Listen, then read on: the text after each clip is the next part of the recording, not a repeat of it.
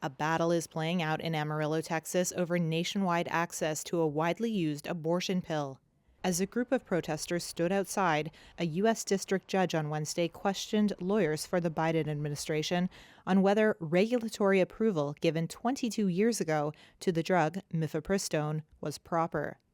Anti-abortion groups are challenging the FDA's approval. They want a preliminary order halting sales of the drug nationwide, even in states where abortion is illegal, while their lawsuit proceeds. The implications of this case are really, really huge. Reuters U.S. National Affairs correspondent Gabriella Border covered the hearing.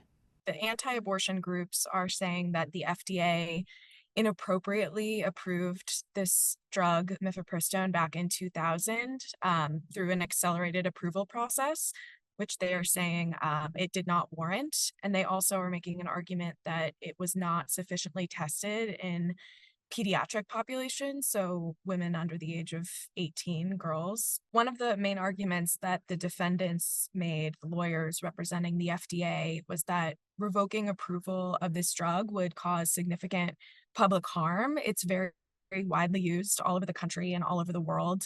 And revoking approval for it would overburden the surgical abortion clinics in this country.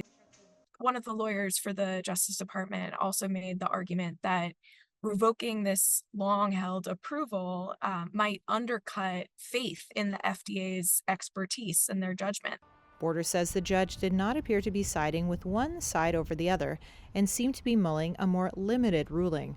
A ruling against the FDA would hinder abortion access in every state. Soon as medication abortion accounts for more than half of all terminations in the U.S.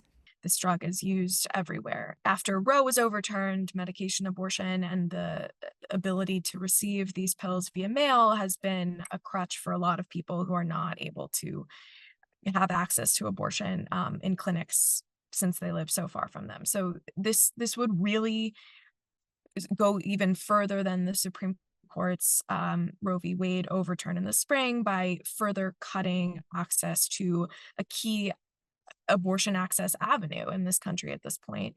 The judge said he would rule as soon as possible.